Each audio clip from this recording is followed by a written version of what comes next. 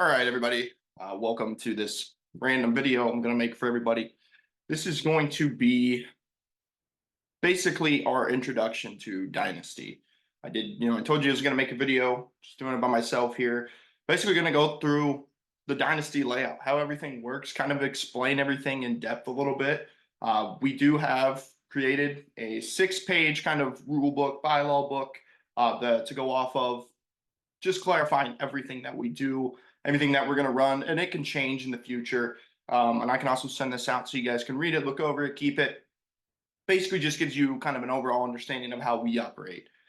So the season ended like 2 weeks ago, maybe. In that downtime, I've pretty much just hammered the best way to run a Dynasty league, the best kind of settings, how a league format should work, just doing all kinds of research, just been diving in. So I think I've compelled the best possible starting Dynasty. I don't want to have to wait like 2 years till we kind of perfect something. So I wanted to come out firing.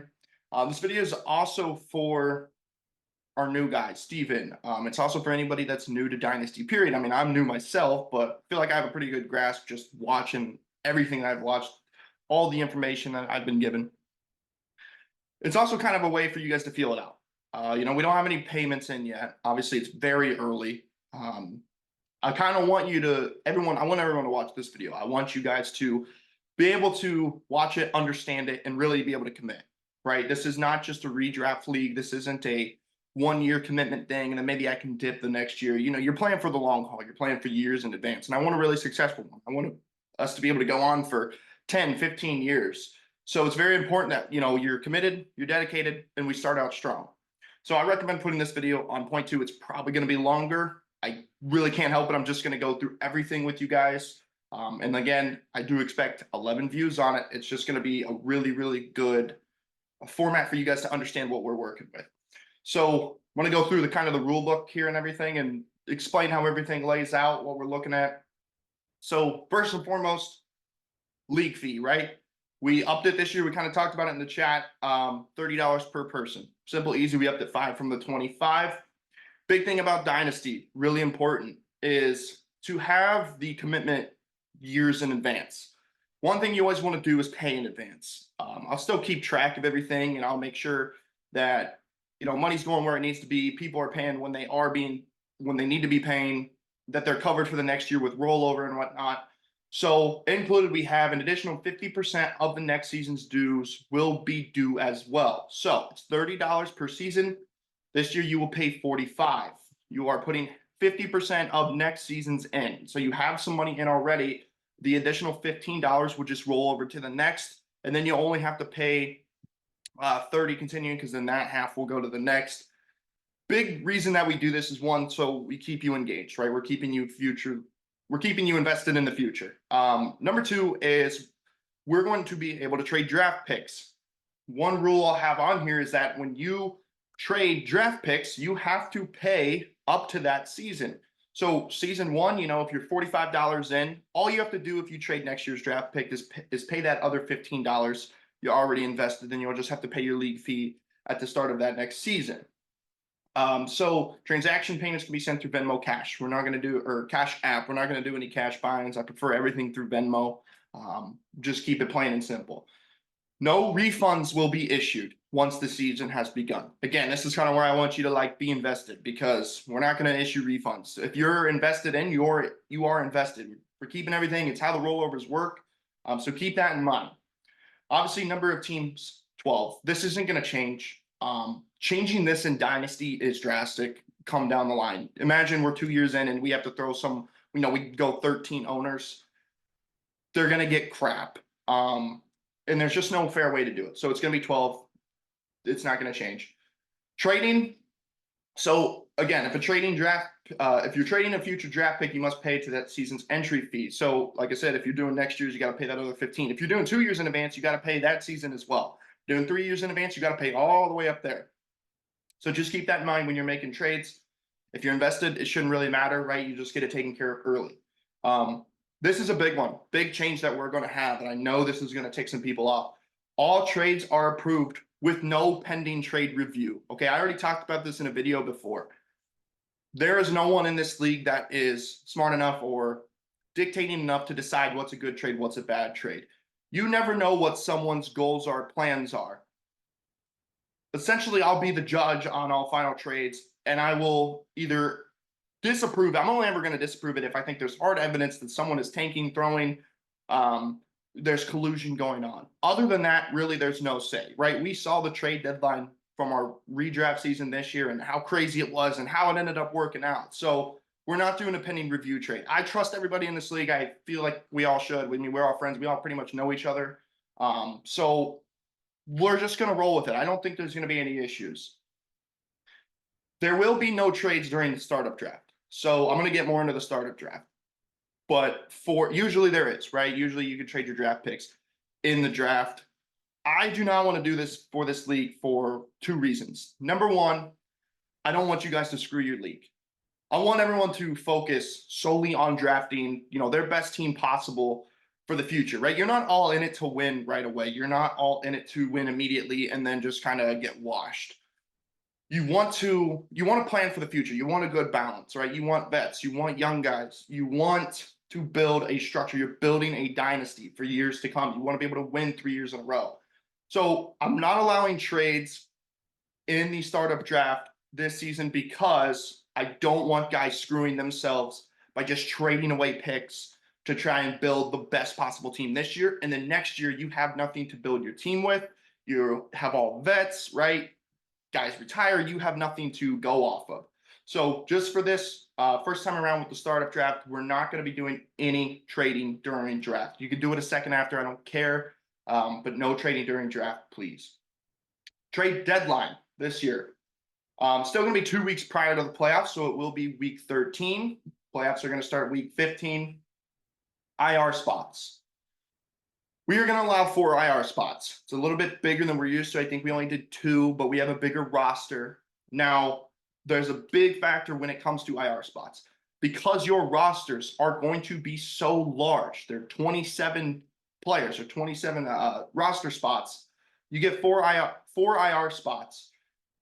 In the past, I used to allow out players and COVID players. We're not doing that anymore. If you are going to be on the IR, you have to be listed as IR in the league. So either they're actually on IR in real life or the PUP list. That is the only way they can make the IR in your roster. COVID and out players, not allowed. 4 is plenty. 27 spots is plenty for a guy to just sit on the bench. You don't need that many. Hopefully you don't have to even run into 4 spots being filled. I know sometimes it gets crazy with injuries, but with your roster being so big, an out player for a week does not get to sit on that IR, so you can pick someone up. Your roster should be big enough to fill the void. So waivers. Daily waivers are going to occur, right? It's going to be a little bit different. So number one, we're switching to FAB. That is the free agency acquisition budget. Basically, it's just your money to buy free agents. Instead of having the waiver wire, 1, 2, 3, so on all the way to 12, and number one gets the first bid on it. If they put it in, they get it. We are doing FAB bidding. So basically what this is everyone starts out with $100. I'm going to do this in 2 separate ways. So you'll have $100 in the off season. This is not going to roll over, but it is going to reset come September 1st for the regular season. So if you have $100 in the off season, you don't use a single dollar. It's not going to go over. You're not going to have 200 in the regular season. It's just going to reset. You'll have 100 for the regular season. But basically what it is any free agent, you go in just like a waiver claim, but you're going to bid on that player if you want to pick them up. Our minimum bid for a player is $0. So if you think that no one else is going to pick up a player, you can put $0. You can put $1. But if somebody puts 2 in, it is anonymous bidding. So you have no idea what anyone else in the league is going to bid on them. And it's not going to show you. It's just kind of it's an anonymous bid. So it's random in that sense. You want the highest bid. If you put $10 on a player and someone comes and puts 11, the person that put 11 is going to win, obviously. Like I said, you're not going to see that. So it's kind of up to you what you think a player is worth when you're buying them. When it goes back to trading, you are going to be allowed to trade FAB. Sorry. When you do a trade, you can obviously trade players, you can trade draft picks, and you can trade FAB. So you can go over $100 if you traded for it. But just the starting amount is going to be 100. And like I said, there's no rollover for it. So again, you're using FAB as your waivers to pick up players in that sense by placing bids on them. Sundays are going to be open waivers, so free agency. Sunday morning, if you have a incident happen, something comes up Sunday morning, a injury report or something, you want to go pick up a guy that you think might be beneficial. It's going to be open because obviously we're not going to place bids. You wouldn't get it in time. So it's open pickup day on Sundays. Mondays are going to be locked. There's still a Monday night game. Should be able to do everything Sunday. Mondays will be locked. It won't process in time anyways. So it will restart on Tuesday. So Tuesday, Wednesday, Thursday, Friday, Saturday are all going to be the bid days. And then they process the next day at the next day at like 3 a.m. Yeah, 3 a.m. processing time the day after bids are placed. Then you'll just pick them up that next day. So during the regular season, it is going to be those days. So Tuesday, Wednesday, Thursday, Friday, Saturday, you can place bids. During the off season, it's probably just going to be one day a week. Really not going to be that much happening. I might not change that. I don't know. We'll see.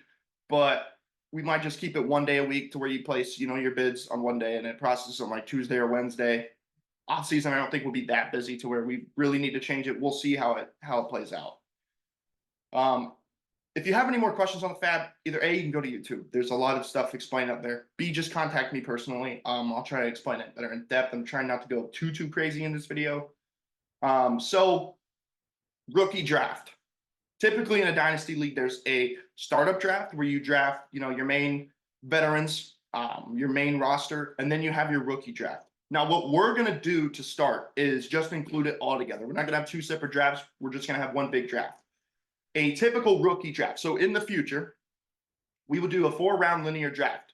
This is going to be based on standings from the previous season. So the way that works, if you're not familiar with the linear draft, if you get last place, you are going to get the first pick of the first, second, and third round. So it's just reversed order, basically, right? So if you were the champion, you're going to get the last pick of each round. Again, you can trade these, so things are going to change, but that's how your picks are going to be laid out. So it's going to go based on your standings, just like the NFL does. Each team will receive 4 picks. You're going to get a pick per each round, obviously, unless it's traded. In the future, not going to do this first season because you won't need to. The draft is going to have 31 spots because we're including the rookies. So it's vets and rookies. So you kind of have to play that how you want. Instead of having that separate rookie draft, you have to draft these rookies in our startup draft how you think it needs to be done, right? I wouldn't save your last 4 picks for the rookies because other people might not play that way. So kind of factor them into the value you think they're going to have in this upcoming season.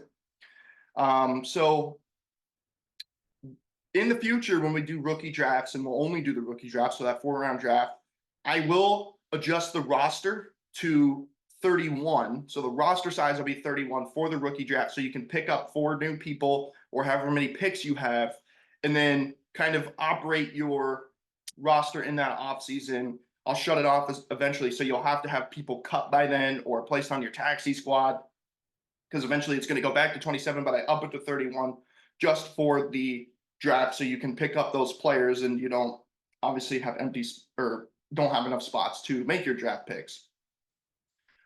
Typical draft order, so our startup draft order. It's going to be determined similar as it was this previous year that I did with the ball. What I'm going to do is basically 2 kind of buckets, hats, whatever, with the number balls in the one and name balls in the other. So I'm going to pick like a name, Zach Atkins, pick a ball, 3rd. So he's going to get the 3rd round pick in our startup draft. It is going to be snake draft. You guys know how that works. I don't have to explain that. Again, 31 rounds with the inclusion of rookies. I'm going to try to do that ball and name draft when we do our get together. March 23rd. Hopefully we're still good for that date. We'll kind of get something worked out there. So taxi squad. A few of you guys have already asked me about this, and I'm going to explain it for anyone that hasn't or still doesn't understand. Your taxi squad is going to consist of 4 spots. Your taxi squad is basically a closet. It is a practice squad, essentially. When you do that rookie draft, you're drafting guys that are new to the league, obviously. You might not think that they're going to play right away. For example, let's take JJ McCarthy. He declared for the draft. We all know he's not spectacular. Let's say he gets drafted to what would be a good example here? Let's say he gets drafted to the Falcons. They have Desmond Ridder. maybe JJ McCarthy isn't going to take over right away. He's not going to become the immediate starter. You can draft McCarthy and put him on your taxi squad while he kind of waits, while Ritter still, kind of finishes out until he becomes a starter. Then you can pull him off, put him in your roster once he does become a starter, or if he gets traded, gets more playing time, whatever it may be. So only rookies can be assigned to your taxi squad prior to the start of the season. Is when you would have to. So let me rephrase this. Rookies can be assigned to your taxi squad. Okay, you can move them and switch things around in the offseason as much as you want. Only rookies can go on to the taxi squad, but there's a little bit of a catch. You can have a guy on the taxi squad for up to 2 years. So he could be a sophomore as long as he was placed on the taxi squad as a rookie. So again, if you have JJ McCarthy, he doesn't play his rookie year, you have him on the taxi squad, you can keep him on there for that second year. After that second year, if you haven't already moved him, you are going to have to move him to your starting roster or cut him. So you can't put, like, for example, CJ Stroud. You can't go he's only a sophomore, but you can't go put him on the taxi squad this year. He wasn't on there as a rookie for you. Obviously, we didn't have the Dynasty League. You can move guys in and out. You can move rookies in and out in the offseason. Once the season starts, if you pull a guy off the taxi, you cannot put anyone back on it. You can move people off of it in the regular season. You cannot put people back on. So in the regular season, if you're pulling someone off, you have to cut someone. So you're either going to have to cut that rookie or you're going to have to cut a guy on your roster because you can only have the 27 roster spots. Again, so it's to be the first and second year players only as long as they were on there as a rookie. You cannot move sophomores or anyone else to the squad. Deadline to transfer onto that taxi squad and kind of keep moving things around again is going to be the start of the regular season. So before that first kickoff. Again, it's just a closet. It's guys you're building, right? You think they have potential value in the future, but you might not want to play them right away. You can closet them away, keep them on that squad for 2 years. When we do our future rookie drafts, and I up that roster to 31, you can draft more rookies, so you can move those guys into your roster. But you either have to cut some rookies that you just drafted, you have to cut guys on your taxi squad or guys on your roster. You just have to kind of do it strategically to make it fit, because you still might have draft picks, but again, you can't overload your roster. You gotta strategically play at who you're picking, who you're not picking. I don't recommend picking rookies that you're not going to use and then just cut immediately because you don't want to get rid of your taxi squad guys. So you kind of really have to think about that and strategize around that. Again, if you have any more questions with the taxi squad, I know it can be a little confusing because it's newer. Just shoot me a text. I'll explain it more in detail. We can hop on a call, whatever. Playoffs are pretty standard. First to sixth seed by record. Points for is as the tiebreaker of same records. Again, that's how it is now. No playoff reseeding, never done that before. Normal head-to-head matchup, winner moves on. Loser bracket will be the traditional toilet bowl. Now, again, the toilet bowl is going to determine your linear order for the rookie draft. So I'll get to tanking in a second. Playoff tiebreaker is just the regular season points for. Again, payouts. So this league we're going to try next way. The payouts will consist of the top 3, so winner, second place, third place, and points for in the regular season. So whoever had the most points for. So we can have up to 4 places or 4 people winning money. So first place is going to receive 60% of the winnings. So it's $360 is going to be our yearly pot. That'd be $216 to the winner, plus that awesome winner's trophy that we have. Second place to receive 20% of winnings, so that'd be $72. Third place to receive 10% of winnings, so that's $36.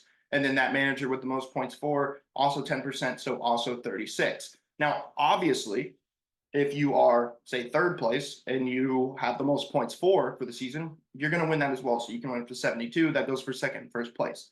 If you had the most points for in the season, you're going to get that additional 10%. Roster. I asked all of you guys about this individually. Kind of got a consensus. So I think we all pretty much went the same page except for I think maybe one different vote. So roster is going to look like this. 27 players on your roster. That is going to include 9 starters and 18 players on the bench. Again, it is a lot. So with that, there's 324 active players on rosters. Obviously 27 per person. That's pretty big. Typically a 12 league team, 12 league league would represent anywhere between 250 and 350. So 324, we're kind of splitting it there. I think it's good. It's even. It's still going to allow for some free agency players, especially when injuries happen. You never know what's going to happen. So it's pretty decent size. And this is how we're going to keep it for this year. Again, it can change in the future if we see fit. It is hard. It's hard to change. So I really want to keep it as is.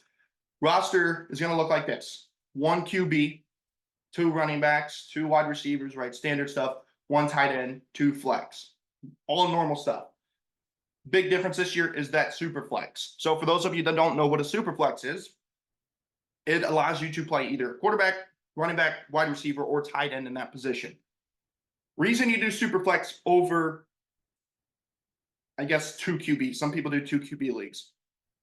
There's 12 people in this league. Everyone has to have a starting quarterback. You're really going to want a backup quarterback. At this point, you might want to draft 3 quarterbacks because of that super flex. There's not enough quarterbacks to go around for everybody. So that super flex, while you can, if you have a good roster, put 2 great QBs in there, it opens up value in other positions. So it opens up you to play another great wide receiver, play another great running back, play another great tight end. Opens up you the potential for you to get more points in that spot, and not just be a regular flex or a regular position spot. I didn't want to do 3 wide receivers with the additional flex. I didn't want to do an additional flex with the additional super flex. But if you have any more questions, ask. It's pretty self-explanatory. It's just going to allow you to play one of those 4 spots. Again, you're going to want to strategize accordingly. Bench, again, 18 spots on your bench. 4 IR. Change that. Change it later. 4 IR. Taxi spots is 4. Scoring, just a couple changes. They're all standard scoring. So all that defense, no kicker, no defense, right? We're not doing that crap. It's just much easier to deal without them. Kickers and defenses change so much, and it's stupid to put them in this league, especially with already having the huge roster. Scoring, again, all standard stuff. Change 3 things: QB, passing, touchdown. Actually, this isn't a change. This is how the redraft was. 6 points. Everyone else is 6 points for a touchdown. I don't see why a QB wouldn't. So they have a little bit more value than a regular redraft. So again, plan accordingly. Interception, you guys voted on -2 for throwing an interception. It's not, there's no additional pick 6 ones, Kevin. It's just the -2 points for an interception. Big change. We kind of were talking about half PPR, full PPR. So for this league, I'm going to explain. We are going to do what is called tiered PPR. This is kind of a newer, more popular thing being included. So regular PPR in the league settings is going to be set at 0.5. It is half. Running backs specifically are at 0. So they still get the 0.5. So running back reception still 0.5. Wide receivers is set at 0.5. So their PPR is going to be 1. It is going to be full. Kind of balances out a receiver, right? A receiver should be getting full points for a catch. Running backs, they're more running, so they shouldn't be getting a full point for a catch as well as their run yards. Tight ends, this is what typically is called a tight end premium league, but with the tier, it's a little bit different. They are going to get 1 point for the PPR. So they get 1.5. Obviously, that's higher than the rest for receptions. This just creates more value for that tight end position. It's kind of an even balance for everybody. A lot of tight ends are blocking tight ends, right? Maybe they don't get a lot of opportunities, but now, it gives you more reason to play someone like a Dalton Schultz. It just brings more value to the tight end position, which brings more value to trading. Obviously, people like Travis Kelce with a 1-point bonus, it's going to be huge. So you might want to put some heavy value on picking him up. But it just creates value across the board with tight ends, and it might make you play them in that additional flex spot or super flex spot if you've got a good lineup. League medium, no league medium. We've never played a league medium. That's basically just if you lost, but you had a higher points for than the league. So you're in the top 6, you would get the win. We're not doing that crap. That is pretty much for the rules in terms of how the league settings work. This is all in Sleeper, already adjusted. I'm going to double check by the end of this video, but everything should be adjusted so you can go check it out. You can go look at it. Again, look through it. If you have any questions, I'll send this sheet as well. There is a whole nother page. Really two full pages here of kind of rules, punishments on the outside. So inactives, number one, inactives. Inactive / tanking rules. So fantasy football, it's not a full-time job. I do not expect it to be. It shouldn't be treated as, right? We all have jobs in life. We don't need to watch this 24/7. I'd probably do the most work for the fantasy league. But again, just as the commissioner role, I want everything to go smoothly and easy for you guys. But it's not a full-time job. Shouldn't be treated as such. We don't expect it to be. In the same sense, we want you to keep integrity in competition, right? Obviously, we don't want you tanking. We don't want you doing stupid stuff. We want you to pay attention to things. We don't want you to be an inactive guy that we can't reach in the off season. There needs to be some level of activeness year round, right? I don't expect you to check this every day in April. I don't expect you to be checking this every day in September, but there needs to be activeness. So in the off season, this is just kind of a couple guidelines. Attempt to check your team once a week for trades, or keep your notifications on specifically for trades, which you can do in the Sleeper app. Again, set it for a Wednesday. See if anyone's contacted you with the trade possibility. See if anyone's contacted you if you're interested in something. Just be a little active. It's not hard to, set a weekly reminder or a trade reminder, whatever. Just go check your Sleeper app, see if anything's going on, see if you might want to do something. If you get a off-season report from a Twitter account or ESPN or whatever you use, go look at it. Maybe go, start a conversation with someone. Another just big one in the offseason, just ensure your payment is made on time. This is going to be right before the rookie draft starts. You're going to have plenty of time to do it. I'm going to start pinning polls in Sleeper app itself so everyone can see it, right? I know Steve's not in our group chat on Snapchat, but we're going to start pinning the polls, and the first one's going to be, have you paid yes or no? Just make sure you have it in on time, right? I don't want to bug you guys about it. That you got to pay for the league. So in season, this is a little bit more stricter, right? First and foremost, you must have an active competitive roster during the season in each game. Do not have out players on your starting lineups. This is common sense. It's just where that integrity comes from, right? You should not have players on bye, not on active roster, or any injured players in your starting lineups. Keep it fair. You know how, play to win. You should never have anyone on a bye week in your lineup since the rosters are so large, right? Rosters are huge. There should never be a bye week in your lineup. Redraft, it was okay. You could get away with it. You might not have the player. You might not be able to pick him up in time, whatever. Shouldn't happen in this league. You can adjust your lineup a week in advance through Sleeper, by the way. If you did not know that, there is an option to where you can go in and set the best lineup and have it preset already so you don't have to do it the day of. In a rare situation, if a player is announced out close to game time, but if they are out a day later, then you should have time to make a quick adjustment, right? So we have the situation with Nick, I think. It didn't update him. It didn't tell him it was out.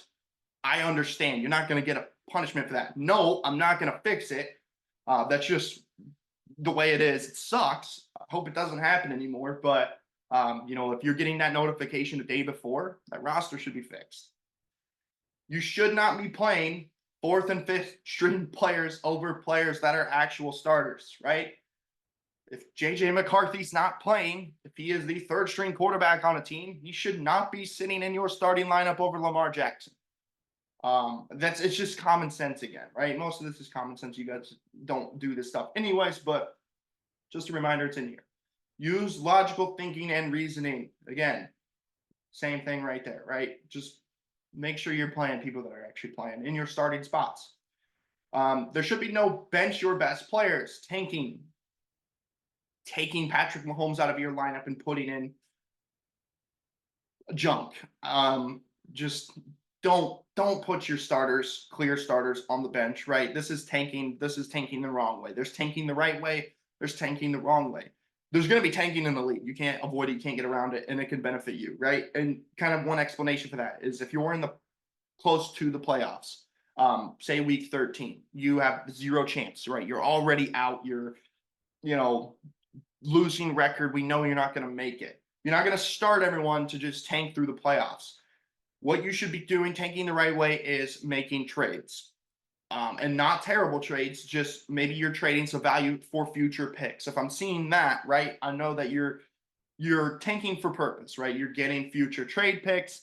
You're getting kind of a lower spot because you don't have much hope, right? There's not really much hope that you're even going to win out in the playoffs. So you're trying to better yourself for that next season. That's acceptable. But just benching your starters, right? You're not saving them for the playoffs. We're not doing that. You may be in a situation where you don't have anyone on your bench. You could start in a position, obviously, which is fine, right? We shouldn't run into this as much, especially not playing that week 18. But it might happen. You might have a spot where you don't have a position to fill. Okay, it's fine. I understand it. I can see your roster.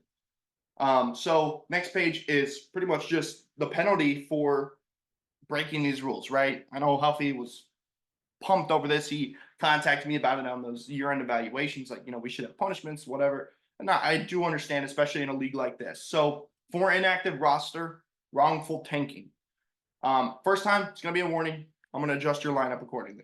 Second time, second warning, and I'm going to adjust your lineup accordingly with a potential fee thrown in. This is going to go to, at times it's going to go to the jury, right? It's going to go to the group, and we'll kind of decide. Your third time, you do this a third time, intentionally, you will be taken to the group on proposal of removal. Do not want to remove anyone from this league. It is going to be terrible if I have to. That means I'm going to have to fill a spot. So just don't do it. If not removed, a fee will automatically be instituted. Lineups, again, will be adjusted by commish. If a fourth time occurs, I don't give a crap what the league says. You will be removed. No vote needed. Again, please do not let it come to this. We're all fair. We all play well together. Don't be stupid. For disturbance of league causing issues, picking fights, derogatory remarks. Obviously, everyone likes to have a little fun. We like to trash talk. We love the drama, right? We get those storylines going. That's completely acceptable, right? Friendly banter. Understand the boundary and the line when it comes to friendly banter. A lot of times, maybe some things are taken, a little too far. Sometimes things are misunderstood. Step in and apologize, right? If you didn't mean something as brutal as you did, step in and apologize. That's all it takes. Again, first infraction, it's going to be a warning, right? Second infraction, it's going to be a league fee, warning and a league fee. Third infraction, same thing. You're going to be taken to the group on proposal of removal, right? This year was kind of hidden a little bit. It's not going to be in the future. If not removed, again, a fee will be required to continue. Fourth infraction occurs, I'm just going to remove you. Just going to remove you. Don't want to do it. Please, please, please, please keep it pet friendly. Future rule changes. 75% vote on all future rule changes. This is 9 out of 12. So when I post these things and I pin them in the Sleeper app, please vote on it. Be active, right? This kind of goes in hand with being active. Be active to the league itself. Don't just, I don't care, or just wait for everyone else to vote. Nothing's going to process until 9 out of 12 go through. League rule changes will not take an effect until the next season. So if we have a rule change mid-season that you guys want to do, we'll vote on it. Fine, perfect. But it's not going to take place mid-season. It'll always take effect the next season. And it'll be right after that season ends. Last place punishment, loser will be given the toilet trophy. So Kevin Hiller was a generous man, and he donated a trophy to the league from one league that he ran. It is this wonderful little toilet trophy. It's decent size, bigger than I thought it was going to be. Of course, I hold it this year because I was your fat loser. But we will also be handing this off at future ceremonies when we transfer the trophy. So we'll carry that around too. No plaques on that one, no. The other punishment to be determined as of right now. I want to do a punishment. I feel like everyone does. We go through it every year, shooting stupid ideas out, never really deciding anything. I want to decide something this year. Nothing crazy, nothing harmful to the person. Just a friendly punishment to do for that loser. One thing instituted is, because I started it this year, loser has to pay for the winner's plaque. I think it was like $14. He charged me for it. It's not very expensive. So loser just has to pay for that winner new plaque to go onto the winner trophy. The actual punishment, again, to be determined. I want it determined before the start of the regular season. Get that in place. If it's mid-season, I'm not gonna implement it. Draft time. You guys kind of chose on the short draft, right? You wanted to do it on a Sunday where we can all prepare, and just crank it out in one day. You didn't like the idea of the slow draft. Now, I will say, typically, slow draft is way common in sleeper, way more common. Reason being, I mean, your roster is huge, right? It's 27. Ours is going to be 31 with the inclusion of the rookies. So typically, guys would set it to 4, 5, 6, 7, 8 hours a pick. It's all email draft, so you'll get notified when it's your time. I would pause it overnight between probably the hours of like 11 and 8, 12 and 8 a.m. But it can take longer, right? It can go on for weeks. And I understand people have work schedules. You might miss it, and I don't want anyone to miss it. So if we really do, we want to shove it out in one day, I'm fine with it. Just know in advance and understand that you've got to be ready for that, right? The picks are 31 rounds. Typically, before it would take maybe an hour and a half, not quite 2 hours. Expect this one to take 31. I mean, especially when you get into those later rounds, you're probably going to want to do a little bit more research because your rosters are so big, you might have no idea who you're clicking on. That's typically why people do it longer, right? So you can get the time to research and fully kind of develop what you're working with. But I understand, again, you're gonna have to pick a Sunday, prepare like 4 to 6 hours. It's gonna be long. It's kind of exhausting to sit there and keep your attention for that long. Garrett did suggest maybe we do like a Zoom call, kind of a live call during it, so everyone can kind of be in contact, be focused, and we can get it out. It's not gonna picks would be 2 minutes, but it's not gonna take everyone 2 minutes, right? That first round is gonna go by in 2 minutes, probably less than that. To be quicker, but when you get to that back end, it's probably going to take you that full 2 minutes when you're kind of doing your research. Or if you're staying focused, you could probably breeze through it in 3 hours, but it is going to take some time. So I'm just fair warning you now. We're going to have to set a Sunday aside. We want to think ahead of time. So come June, July, August, we want to get that draft done. We are waiting, after the rookie draft and kind of as the summer camps get done and start getting closer to that regular season, so we know what's going on, right? Who's starting injuries that happen in the off season, which is fine. We want to be prepared for that. So we want to kind of start thinking about that, especially if this is the way we want to do it. If we end up doing a longer draft, you guys change your mind, we're going to have to start way sooner. It could take days. It could take weeks. So just keep that in mind. Other than that, the last page on here right now is league changes by year. We're going to record all this in the list. You'll be able to see that again. So right now it's to be determined. We don't have any league changes. These are the things we'll vote on. We'll keep track of when we changed it. We'll keep track of the rule that was changed and then implement it into that next season. So that page will probably build as well as we change some rules here and there. Other than that, I mean, Dynasty is a commitment. That's really all I can say, right? You don't want to screw yourself. You're playing for the future. You're not necessarily playing for tomorrow's win. You just have to keep that in mind when you do your draft, when you do your trades, when you're building that dynasty, that year-long team to win. It's a strategic game, right? It's not just redraft. You're planning for the future. So you want to take that into account when you're doing everything that you do, right? As you're preparing in your off season. And like I said, I don't expect everyone to, read up on every guy that got drafted, read every report that comes in the off season. But before we do our draft, I would highly recommend, reading an article on, top 4 rounds, top 5, 6 rounds of, guys that did get drafted. Kind of have a plan. You are going to have all 4 picks in the very beginning. So you're not going to, trade any away. So you're going to have to fill those up. One thing about the draft that I truly don't want to happen is auto pick. I don't want you to do that. Again, you're going to screw yourself. Don't just go through an auto pick. Don't go through 10 rounds and be like, I don't care what the rest is. You're going to screw yourself. You're going to hate the league. Everything that I'm doing to start up is so that you guys don't screw yourselves and then end up hating this at the end of the year. Don't want to do it anymore. We don't want to lose anyone. We want that future commitment. We don't want to have to go through, replacing someone's spot on a crap team. So just plan for the future, right? Everything you do should be building for the future, building for the better of your roster. Not going to be perfect, right? For a lot of us, this is kind of a trial run. It's our first time around. We want it to go as smoothly as possible. I understand there's probably going to be some hiccups in the road, but prepare for your best. I mean, learn draft strategies for a dynasty league, right? Get that equal balance of rookies, vets. You don't want to hammer your team with all vets that are going to retire in a couple years and be left with nothing. So find that balance. If you go the route of all rookies, understand it's going to take you some time, right? the guys might not see as much playing time. They might not be as good as what you want. So just prepare wisely, right? Understand that you're playing for the future. Um, Again, I recommend watching this video. I recommend reading this when I send it out to you guys. Understand what you're getting into. Um, this was a big change for everyone. I want everyone to be committed. If you're not, obviously we want to know beforehand so we can fill the spot. I understand it's a lot. It's new. Again, it's not a full-time job. No one expects it to be. Just do your best, give it your all, right, and plan accordingly and play your best. I mean, play to, have fun in the league, play to win, but don't throw it, don't tank it, don't ruin it for yourself, don't ruin it for others. So once you're committed, we want you to, have that idea in your mind, in your heart that I do want to be here for 5 to 10 years from now. I want to have a successful league with everyone. I think it's great, as we're starting to work in more things with the podcast, with the get-togethers, the trips, whatnot. So just want us to be able to grow and be, 40 years old, and our kids are asking us what the hell we're doing watching this dude on YouTube.